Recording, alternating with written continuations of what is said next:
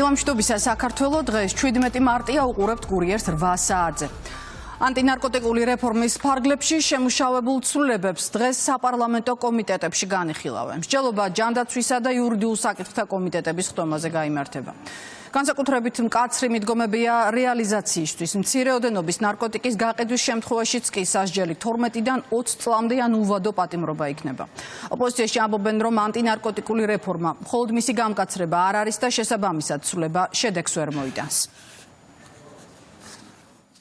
სამდროში პრობლემა არის ის, რომ ჩვენ მართლა არ დაფიქრებულ ვართ ნარკოპოლიტიკაზე და რეფორმა არ ჩაგვიტარებია. უბრალოდ გამკაცრება რეფორმა არის და პრობლემა ჩვენ ნარკოპოლიტიკის არის ის, რომ ის არა ადამიანებზე ფიქრობს მას ჯანმრთელობაზე, არამედ კონკრეტული ნივთიერებების ბრუნვაზე და ფაქტობრივად ებრძვის ნივთიერებებს, იმის ნაცვლად რომ იფიქროს ჯანმრთელობაზე. არანაირი კომპრომისი არ შეიძლება ნარკორეალიზატორებთან, ეგრეთ წოდებულ ბარიგებთან დაკავშირებით.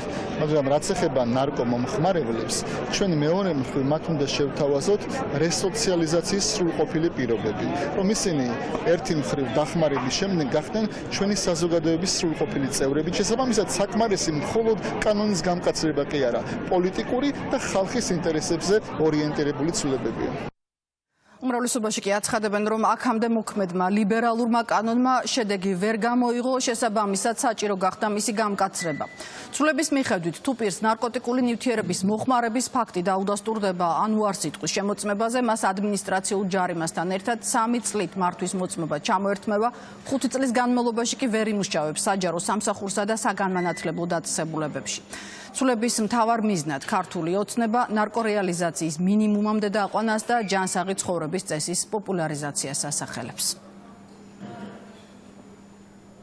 ვამკაცრებთ ჩვენს პოლიტიკას გადამზიდავების მიმართულებით, იგივე ვინც აწარმოებს ამ ნარკოტიკულ საშუალებებს, იმ რეალიზატორების მიმართით, მაქსიმალური ჩართულობა იქნება ყველა დეპუტატის, ასევე საზოგადოების, რათა მივიღოთ სწორად ისეთი პოლიტიკა სახელმწიფოში, რომელიც ხელს შეუწყობს ჩვენი თანამემამულეების გაჯანსაღებას, ჯანსაღი ცხოვრების წესის დაბრუნებას. ლიბერალურმა ნარკოპოლიტიკამ ვთქვათ მნიშვნელოვანი კარგი შედეგი ვერ გამოიღო. აქედან გამომდინარე, დღის წესრიგში დადგა უკვე ამ პოლიტიკის გამკაცრება, გამკაცრდება ნარკოტიკების გამყიდველების სასჯელი 12-დან 20 წლამდე და ამ შემთხვევაში შეიძლება უვადოდ იყოს და უკვე აღარ ექნება მნიშვნელობა ეს ვთქვათ განსაკუთრებით დიდი ოდენობა თუ მცირე ოდენობა. დღეს იურიდიულ საკითხთა კომიტეტზე მეორე მოსმენით განიხილავენ ამერიკული ფარას ქართულ ანალოგს. უცხოელი აგენტების ამერიკული რეგისტრაციის აქტის ზუსტ თარგმანში ჩასწორდება ის ტერმინოლოგიაც, სადაც მაგალითად ნახსენებია კონგრესი, შეერთებული შტატები ან იუსტიციის დეპარტამენტი. დოკუმენტი 16 გვერდიანია და მასში გაწერილია იმ ფიზიკური და იურიდიული პირების ვალდებულებები, რომლებიც უცხოეთიდან ფინანსდებიან, ასევე კანონის დარღვევისთვის სადამსჯელო ღონისძიებები. უმრავლესობა გამჭვირვალობის შესახებ მოქმედ კანონსა და ფარას სხვაობაზე აკეთებს აქცენტს. ოპოზიციაში კი ამბობენ, რომ ფარა შეერთებულ შტატებში თავის დროზე ნაციზმთან საბრძოლულად მიიღეს და მას თანამედროვეობასთან კავშირი არ გააჩნია. პირველ რიგში უნდა დავიწყოთ იმიტომ, რომ ფარა ამერიკის შეერთებულ შტატებში თავიდანვე იყო მიღებული ნაცისტური რეჟიმის და სხვა მაშინდელი გამოწვევის წინააღმდეგ, ამას თანამედროვეობასთან და ქართული ოცნების სურვილთან, რომ ფარა წარმოაჩენს როგორც ამერიკული არავითარი კავშირი არ გააჩნია და მეორე ჩვენ უკვე ვხედავთ იმას, რომ ამერიკის შეერთებულ შტატებშიც კი ხდება ფარას ფუნდამენტური გადახედვა და მთელი არქიტექტურის ცვლილება. ქართულმა კანონმა ისე ეფექტურად ვერ იმუშავა, ვინაიდან მოგეხსენებათ, რომ იქ არც სისხლის სამართლის პასუხისმგებლობა არ იყო გაწერილი და არც ასეთი ტიპის სასჯელები, რაც ამერიკულ კანონში არის და აქედან გამომდინარე ყველაზე მდიდარ და მავნებელ NGO-ებს ერჩიათ, რომ არ დარეგისტრირებულიყვნენ რეესში და ეხადათ უბრალოდ ჯარიმები. ვერავინ ვერ გაექცევა ვერანაირ პასუხისმგებლობას, ვერ ჯარიმები და ასე შემდეგ, ვინაიდან უკვე სისხლის სამართლის ასე ვთქვათ ზანაშაულთან იქნება საქმე. და აქედან გამომდინარე ყველა ვალდებული იქნება, რომ გაასაჯაროოს თავისი დაფინანსება.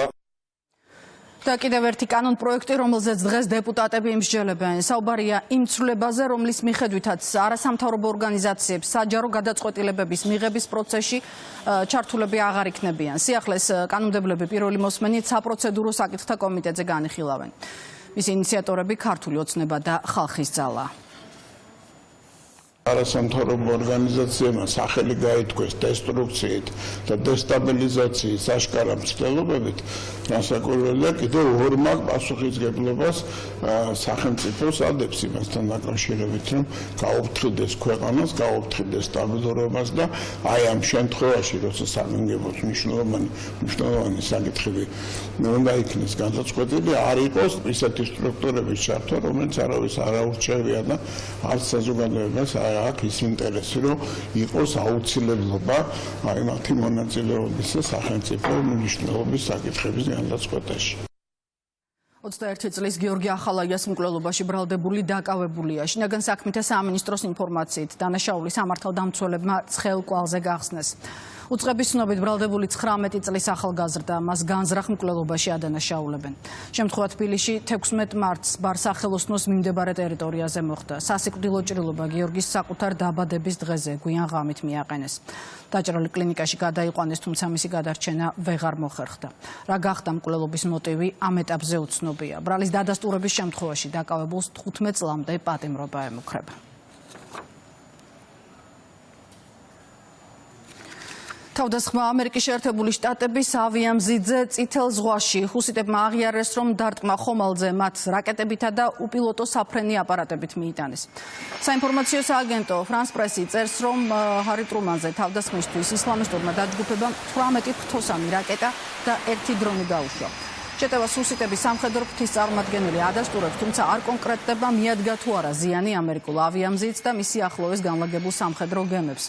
შეგახსენებთ, გუშინ შეერთებული შტატების ფლოტმა წითელი ზღვის აკვატორიიდან ჰუსიტების პოზიციები დაბომბა. ადგილობრივი მედიის მონაცემებით დაიღუპა 53 ადამიანი, დაჭრილია 100-მდე.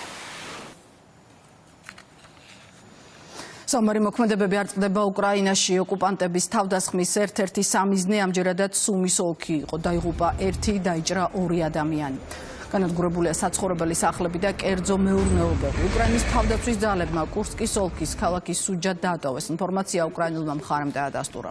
აღნიშნულს უკრაინის გენშტაბი საჯარისოდ ნაწილების უფრო ხელსაყრელ ადგილზე გადაყვანას უკავშირებს. ამავე დროს ახლო აღმოსავლეთში შეერთებული შტატების პრეზიდენტის სპეციალური წარმომადგენელი ამბობს, რომ შეერთებული შტატებისა და რუსეთის პრეზიდენტები სავარაუდოდ ამ კვირაში ისაუბრებენ. სტივ ვოტკოფმა CNN-თან საუბრის დროს დადებითი უწოდა გასულ კვირას ვლადიმერ პუტინთან გამართულ რამდენიმე საათიან შეხვედრას. მორაგბეთა ეროვნული ნაკრების წევრები, მწვრთნელები, პერსონალი და რაგბის კავშირის ხელმძღვანელი პირები ღირსების ორდენებითა და მედლებით დააჯილდოვა საქართველოს პრეზიდენტმა. ცერემონია პრემიერ-მინისტრისა და პარლამენტის თავმჯდომარის ერთობლივი წარდგენების საფუძველზე გაიმართა. საქართველოს სახელმწიფო ჯილდოების სპორტსმენებს განსაკუთრებული სპორტული მიღწევებისთვის, კერძოდ 2022 წელს იტალიისა და უელსის მორაგბეთა ნაკრებებთან გამართულ შეხვედრებში ისტორიული გამარჯვების მოპოვებაში შეტანილი წვლილისთვის გადაეცათ. პრეზიდენტმა ქართველ ფალავნებს გამარჯვება მიულოცა და წარმატებული ასპარეზობისთვის მადლობა გადაუხადა.